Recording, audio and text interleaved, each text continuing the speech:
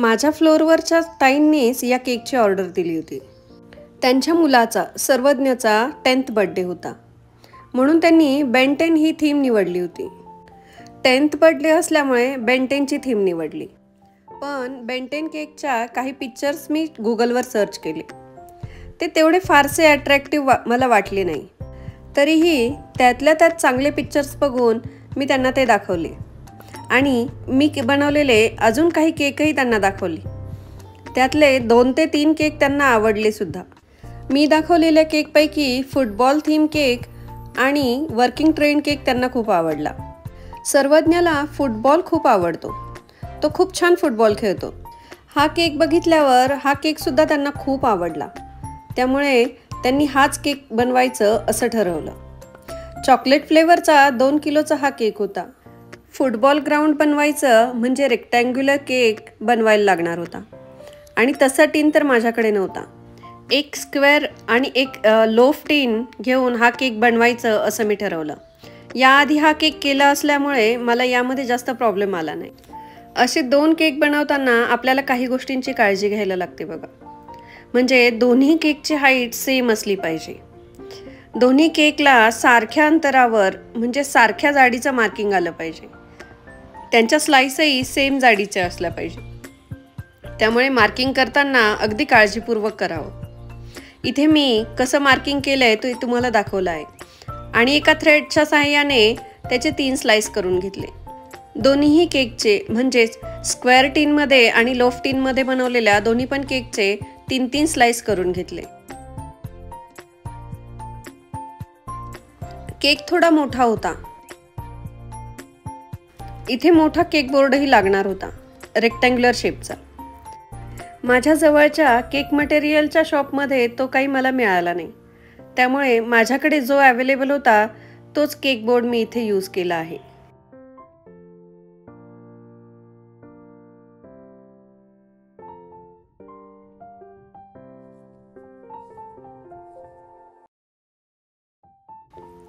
Final फिनिशिंगसाठी थोडीशी white cream बाजूला काढून ठेवली व उरलेल्या क्रीममध्ये चॉकलेट गनाश टाकून डच क्रीम बनवून घेतली।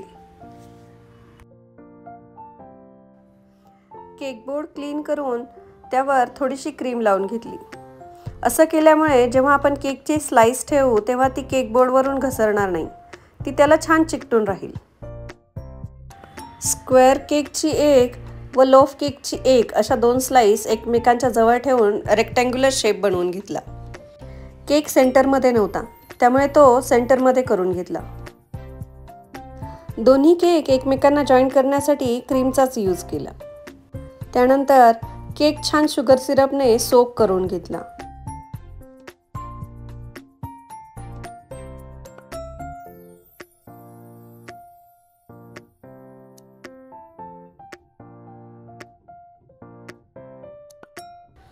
डच क्रीमची लेअर देऊन घ्यायची।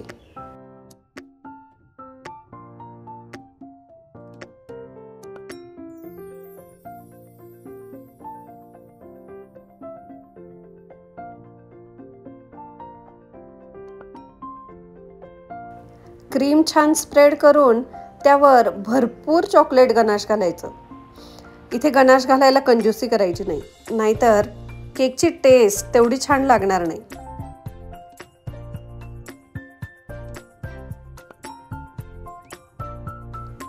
गनाश स्प्रेड करून झाल्यावर त्यावर भरपूर असे चोको चिप्स टाकायचे। चोको चिप्स टाकल्यामुळे केक खाताना छान बाईट येतो।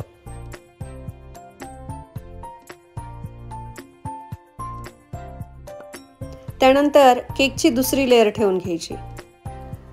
केकची पहिली स्लाइस ठेवताना जिथे आपण लोफची स्लाइस ठेवली होती तिथे स्क्वेअर केकचा स्लाइस ठेवायची व जिथे स्क्वेअर केकची होती तिथे लोफ केकची ठेवायची। असं केल्यामुळे तुमचा केक मधूनच फाकून जाणार नाही। एखादी भिंत बांधताना गवंडी जसा विटांचा गुताव करतो त्याप्रमाणे इथे केकचाही करायचा आहे, त्यामुळे केक छान एकमेकांना स्टिक राहील। त्यानंतर साईडचा गॅप फिल करून घ्यायचा। ही स्टेप करणं फार महत्त्वाचं आहे, यामुळे आपल्याला केकच्या स्लाइस एकमेकांवर परफेक्टली बसल्या आहेत की नाही हे कळतं। समजा एखाद्या ठिकाणाहून स्लाइस आत गेली असेल किंवा बाहेर गेली असेल तर ते स्क्रॅपरला लागून लगेचच कळतं आणि आपल्याला ते ॲडजस्ट करता येतं. दुसऱ्या लेअरलाही सेम प्रोसिजर करून घेतली.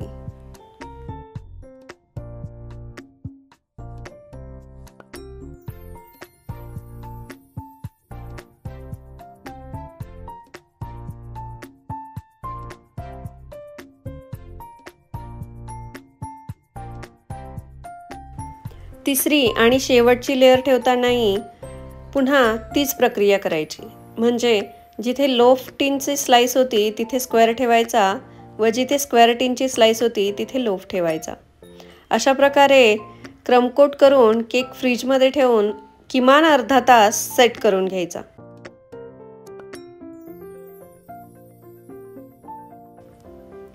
हे बघा, हा असा केक आपल्याला बनवायचा आहे. फोटोत बघितल्याप्रमाणे आपल्याला फुटबॉलचे ग्राउंड बनवायचं आहे. त्यामुळे तसं मार्किंग मी करून घेतलं. प्रथम सेंटरमधून मार्किंग करून घेतलं. केकच्या सेंटरला एक मार्किंग केल्यानंतर एकदम एक्स्ट्रीम एंडला एक मार्किंग करून घेतलं आणि ते दोन्हींच्या मध्येही एक मार्किंग टाकून घेतलं. अशाच प्रकारे दुसऱ्या बाजूनेही करून घेतलं. मी हे एक्सप्लेन करण्यापेक्षा तुम्हाला व्हिडिओतून ते जास्त क्लिअरली दिसेल. फुटबॉल ठेवण्यासाठी एक सर्कलचं मार्किंग करून घेतलं. त्यानंतर केकच्या साईड वॉलला व्हाईट कलर येणार असल्यामुळे तिथे व्हाईट कलरने फायनल फिनिशिंग करून घेतली.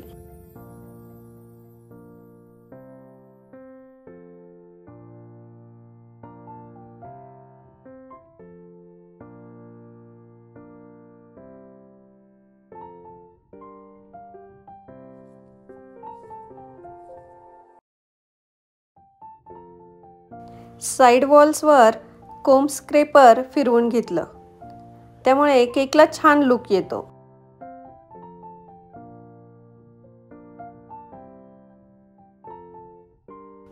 साईड वॉलची फिनिशिंग करताना आपली मार्किंग थोडीशी पुसली गेली होती. त्यामुळे ती पुन्हा एकदा मार्क करून घेतली.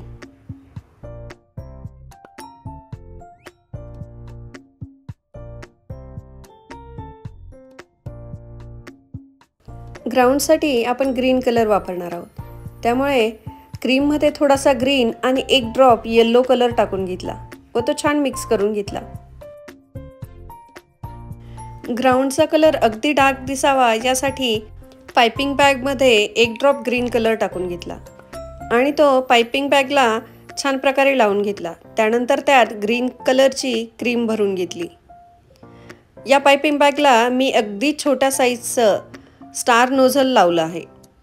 आपण जी लाईन काढली आहे तिथे आपल्याला स्टार्स द्यायचे नाही आहेत. तिथे आपल्याला व्हाईट स्टार द्यायचे आहेत. आता इथून पुढची प्रोसिजर तुम्ही बघून एन्जॉय करा.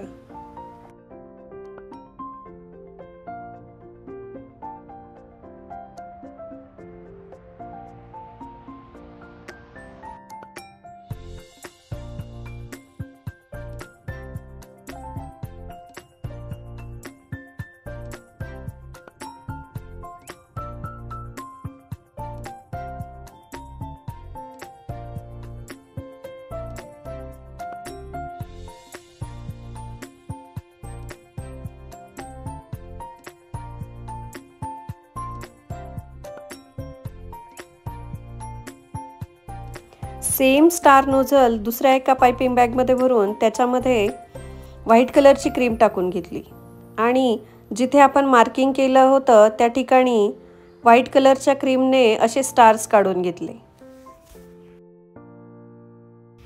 आता इथे तुम्ही म्हणाल की स्टार नोझल का वापरलंय? इथे ग्रास नोझल सुद्धा वापरू शकलो असतो. हो, वापरू शकलो असतो, पण ग्रास नोझलवर व्हाईट क्रीमने मार्किंग करताना तो फिनिश लुक आला नसता. त्यामुळे इथे मी दोन्ही कलरसाठी स्टार नोझलच वापरला आहे.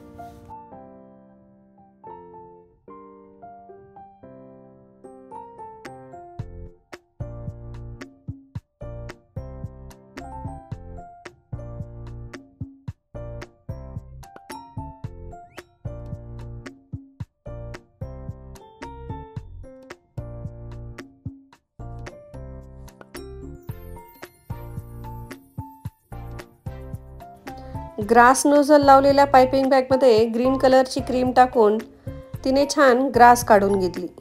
ग्रास नोझल कसं वापरावं याबद्दल मी एक शॉर्ट व्हिडिओ बनवला होता. त्याला दिलेल्या प्रचंड प्रेमाबद्दल तुमचे खूप खूप आभार. त्या व्हिडिओला 51,000 पेक्षा जास्त व्ह्यूज मिळाले आहेत. अजूनही तुम्ही तो व्हिडिओ बघितला नसेल तर नक्की बघा. पूर्ण बोर्ड ग्रासने कव्हर करून घेतला.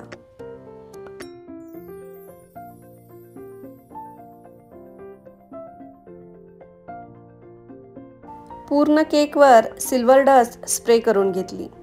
यामुळे केकला एक वेगळीच शाईन येते. फॉन्डंटचं काही काम होतं ते करून घेतलं. फुटबॉल थीमचे असे टॉपर्स मार्केटमध्ये मिळतात.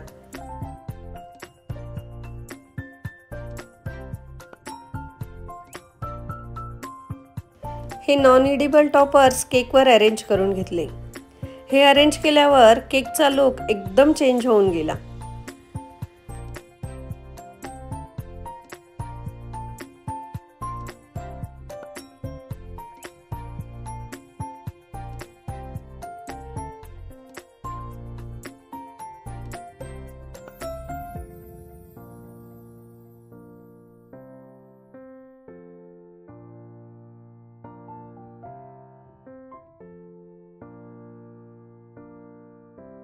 मध्ये फुटबॉल म्हणून फुटबॉल शेपची एक कॅन्डल ठेवली.